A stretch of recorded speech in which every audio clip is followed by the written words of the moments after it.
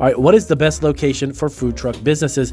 So in this video from Marketing Food Online, we are going to give you 9 specific things you need to definitely look into before you just take your truck, park it on a curb, and hope that you sell a ton of food. It's not that easy or simple because you definitely don't want to waste an entire day in a location that's not going to be profitable. So I'm going to go from number 1 down to number 9.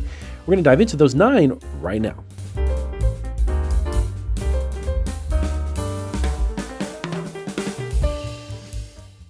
All right, guys, welcome back to Marketing Food Online. So as I mentioned in the introduction, I'm going to give you the 9 specific things you really need to look into before you just take a food truck and drop it, or your mobile food business for that matter, whatever it might be, even can apply to a mobile food cart of any kind.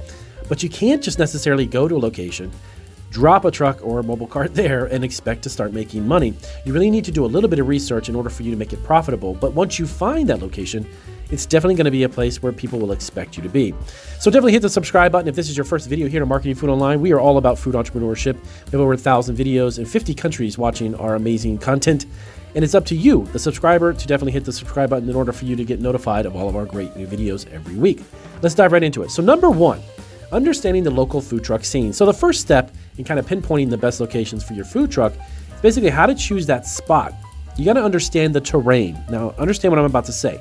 This involves basically a meticulous understanding of your foot traffic, potential competition, and local regulations. Now, each of these elements actually play a crucial role in understanding and having that successful food truck business flourish.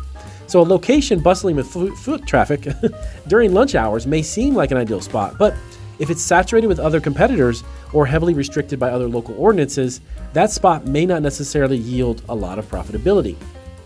Keep in mind this little side note. Foot traffic is great, but you gotta understand that if you're in a location potentially where there's multiple food trucks or other types of food vendors or even restaurants, by the way, competition is great, and that's going to diminish the amount of potential profitability that you can have for your food truck. So number 2, demographics.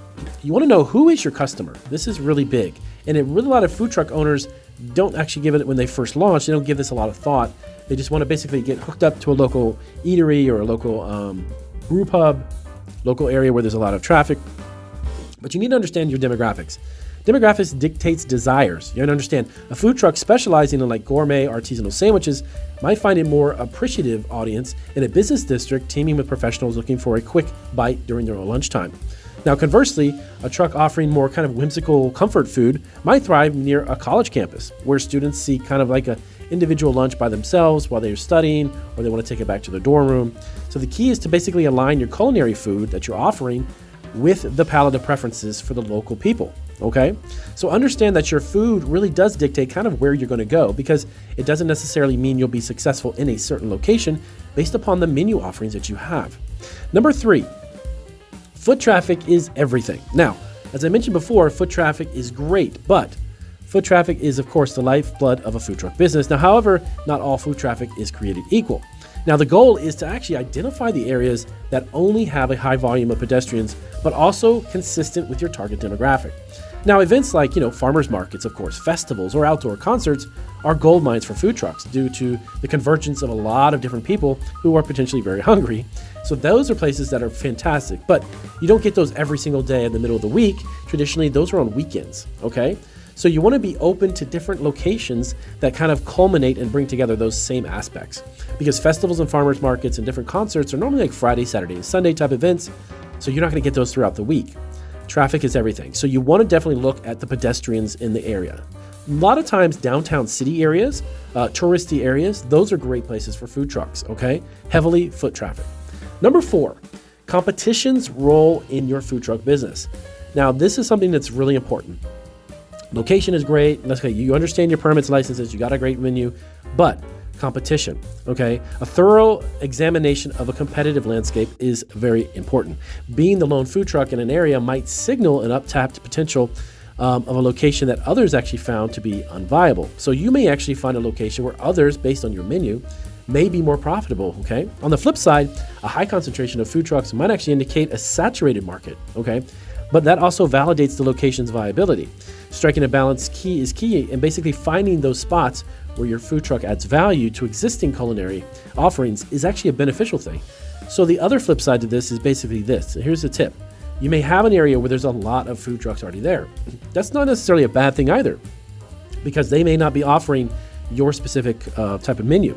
If you've got 5 food trucks and none of those foods are anything close to what you are getting a lot of traffic, you can just get that from the other food trucks. Number 5, regulation and legal understanding.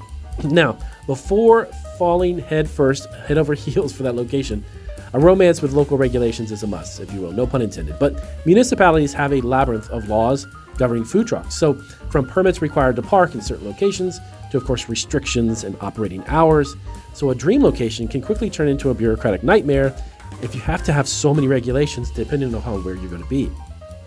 So that's something you need to be aware of. Regulations can actually hinder the location you're going to. Number 6, seasonality and selling year-round. Now, this is huge for food trucks because you're kind of outside, right?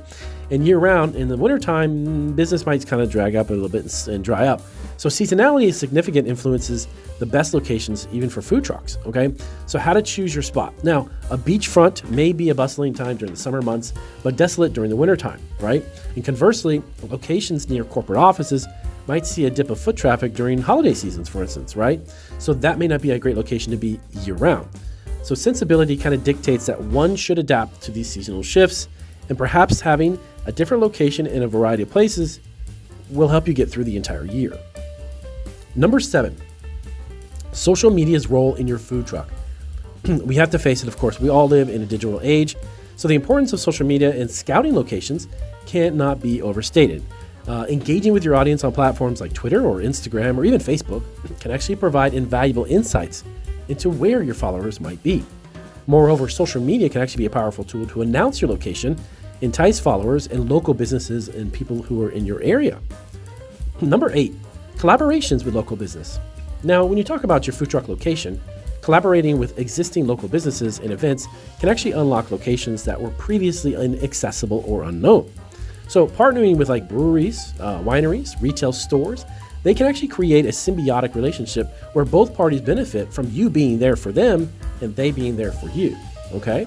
Now, similarly, securing sporting events and spots in local events, street fairs, or festivals can actually provide access to a captivated audience that's already in the area. Number 9, the final one, evaluating your food truck business. So the final ingredient in the best location for your food truck, how to choose that spot, is evaluate. This involves a continuous process of assessing the performance in various locations through metrics like sales, customer feedback, and overall foot traffic. So these are the 9 things you should be thinking about if you're looking to create your food truck in a certain location. Not every location is actually fantastic or a good idea. These are some tips and pointers that can definitely help you through. So if you have questions about this, let us know down in the comment section. And definitely check out the rest of our videos. We have tons of food truck videos like these right here. I'll see you on our next video.